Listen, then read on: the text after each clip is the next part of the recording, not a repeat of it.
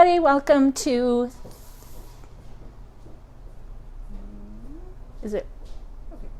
Hi everybody, welcome to Now You're Cooking for our Thursday night demo. Tonight we are making spooky meringue ghosts and bones. They're super quick and easy. Anybody can do it. You can do this with your kids. They're really, really fun and really easy. Coming up next week, we are making red onion tart tatin, which is a wonderful side dish for Thanksgiving or Christmas or anything. It's really, really tasty. Then the next week, the 11th, we're going to make kofta from Yotam Ottolenghi and Sami Tamimi's book, Jerusalem. So they're really good. Kofta are little Mediterranean meatballs, basically. They have pine nuts in them, and you make a tahini sauce, and they're really, really good. So we're going to make those. And then the following week, the 18th, we'll make beef stew from Sam Sifton's book, See You on Sunday, which we made a couple of weeks ago for our Le Creuset sale. And we're going to show you how to make it. It's really, really yummy. Thanksgiving, there will be no demo, but you'll all be eating your own food that you're cooking, hopefully an onion tart tatin. And then Early Bird is the 5th, 6th, and 7th of November. It's a 3-day event this year. Early Bird days, regular hours 10 to 5, 10 to 4 on Sunday. And it will be 20% off store-wide, except for the usual no alcohol, no small appliances, and no promos. We can't discount those any further, but believe me, that still leaves a lot of stuff because we have a very big store and a lot of inventory. So we hope to see you then. Gift certificates are on sale 20% with the same exclusions when you use them. No alcohol, no small appliances and that stuff. So let's get started. So the first thing we want is 4 egg whites. I have learned from experience that it is best to break your eggs into a bowl and then put the whites in. You don't want any egg yolk at all. And what happens if you have any egg yolk, and I mean the smallest amount of egg yolk, is you get like these guys, they're super flat and they brown really quickly. I do want to tell you, though, if this happens, do not throw these away. They taste like toasted marshmallows, and I've been having to fight the staff off because they want to eat them all. So a lesson to never throw something away unless it's really black, because you never know. You might have invented something really tasty, as we did this afternoon. It's also because our ovens run a little hot, so you want to keep an eye on your oven. To make the meringue, you're basically drying it out, so you're cooking it for about an hour or two at a really low heat, about 200 degrees. So it's, you just get it going, put it in the oven, and then you can go do other stuff for a while. Just make sure you keep an eye on your timer. And if you know that your oven runs hot, just, keep an eye on it, and oops, didn't get any yolk in there, thank goodness. Just keep an eye on your timer and your oven and try to not let them burn. If you take them out too early, basically what you'll get is a marshmallow with a crisp outside, which is what happened with these ghosts. They kind of sank. Again, there was a little bit of yolk in the egg whites, and that's why those didn't come out well. Over to the other side is what they should look like, really crisp, fluffy. We put a little blood there to dip it in. It's actually just strawberry syrup. But they're really yummy and they're really fun to make. And like I said, you can have kids make them too. They won't be as neat, but who cares? So I'm going to get this started on a medium speed. And I'm going to put in some cream of tartar. Cream of tartar is one of those things that you have in your pantry, probably. You should have some in your pantry. It's very useful, but we don't really know what to use it for a lot of the time. And I will tell you, cream of tartar is a byproduct of winemaking. It comes from the fermentation of the grapes, and it's an acid also called bitartrate. I don't know my scientific terms, but anyway, so it's not a cream, even though it's called cream of tartar, but it's basically an acid. If you don't have any, you can use lemon juice instead in your meringue, but the acid helps, or the cream of tartar helps to stabilize the whipped cream, so when you get a really good tall peaks, it doesn't after a while just slump down. It keeps it pretty fluffy and nice, so don't forget your cream of tartar, or lemon juice if you prefer lemon juice. And I'm just going to get this going a little faster. We want it to be kind of fluffy before we start adding the other stuff to it. We're going to add a half a teaspoon of vanilla. And I have our Mexican vanilla here, which we really love using. And I'm going to put in some sugar, which I'm going to add very slowly. So that's it. Egg yolks, cream of tartar, vanilla, and sugar. And boom, you've got meringue. You can do this with a hand mixer as well. Don't do it by hand with a whisk or your arm will fall off. Won't actually fall off, don't worry. But it will feel like it's going to. So I'm going to add some vanilla, and this is a dark vanilla, so it is going to make the meringue kind of a light brown color. I'm going to speed it up. And we're going to slowly add our sugar because we want it to dissolve nicely in here.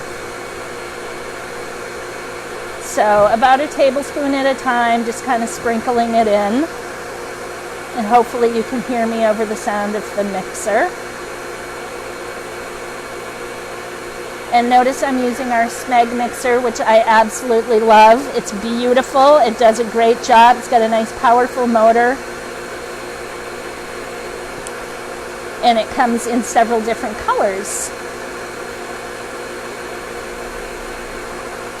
It will sadly not be on sale for early bird, but it's already pretty well priced, so come check it out. We have a bunch of other Smeg stuff here too now.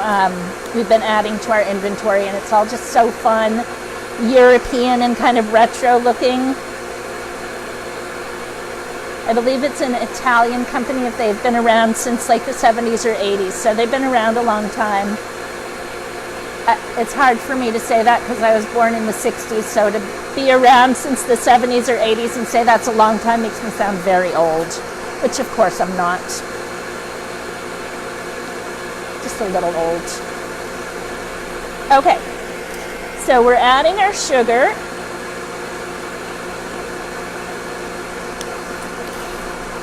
And I've got the oven already heated up to 200 degrees. If your oven runs hot, you could also try 150 if you can have it that low.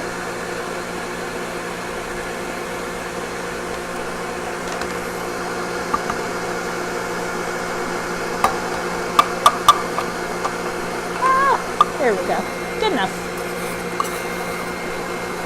Alrighty. So you want it to be nice and glossy and really smooth. You want your sugar to be pretty well dissolved in there. I'm going to shut this off and take a look at it. That is really close. I'm going to make it a little bit stiffer, I think. It's not quite as stiff as I want it. We'll just give it another minute or so here.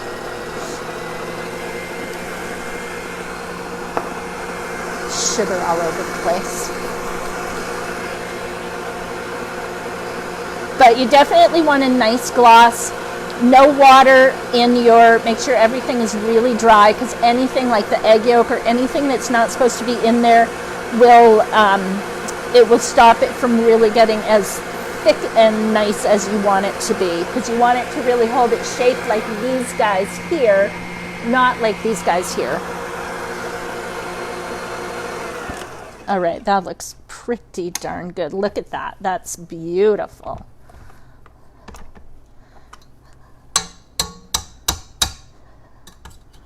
Very sugary and delicious. All right, so now what we're going to do is we're going to put this into a piping bag. In the recipe that is posted online, it says you can do this without a tip. It's much easier with a tip. So what we're going to do is I have a small tip here. I have a small coupler, which is 2 pieces. This piece here, the first piece, goes inside the bag, like so. So if nothing else today, even if you don't make meringue, hopefully you'll learn how to use a coupler if you don't know. So that's inside the bag. The tip goes outside the bag. And then this piece, the collar, goes outside and gets screwed on to hold that tip in place. So sometimes if you use like the disposable plastic bags, if you don't have a coupler, if whatever you're piping is all hard, if one little squeeze, you could just shoot the tip right out of there, and then you've got a big mess on your hands. So a coupler is really useful. They're very inexpensive, like $1.29 or something, $1.50, $1.99, somewhere around there. And we have 2 sizes, so for the big tips, you would want to use a bigger coupler, and this size for these smaller tips. You also want to use a big bag for this, because otherwise you're going to be squirting, the meringue's going to come out the top, or you're going to have to refill your bag, and that's no fun either. And this actually may not be quite thick enough, but it'll work for our purposes, at least to show you how to pipe it out. And you can do, the beautiful thing about meringue is we put vanilla in there. You can put peppermint or almond or whatever kind of flavoring you like in there. You can put colors. So if you want to do hearts for Valentine's Day, or wreaths or something for Christmas, or that type of thing, you can just throw some color in there at the same time that you add the sugar and vanilla.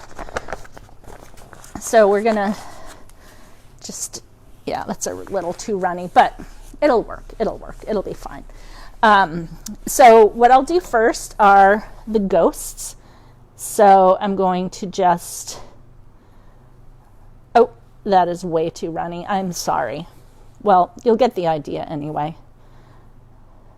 We got to have some failures on our show to show you that we're just like anybody else. We make mistakes.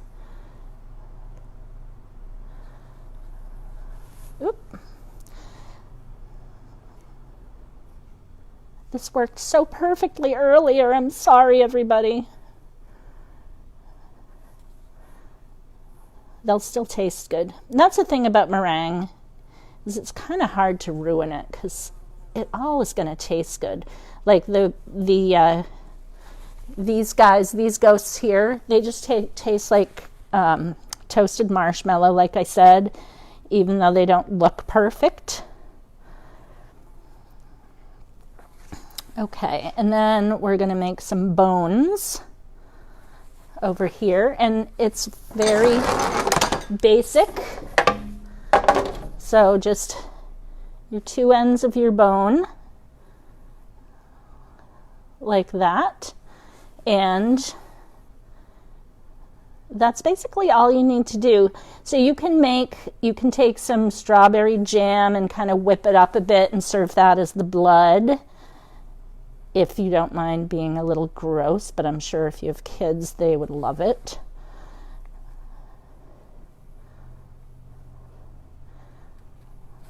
And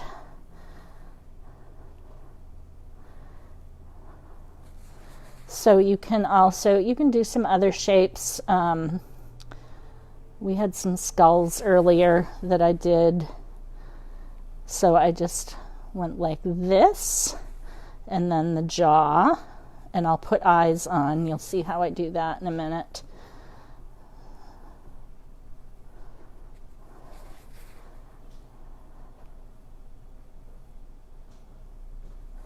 So we'll call that good. So then for details, I have chocolate chips. I use regular size one for the mouth. So we'll put mouths on here. Whoops. And they will soften a little bit because it's such a low heat though in the oven. They're not going to melt and run. Oops. a little low.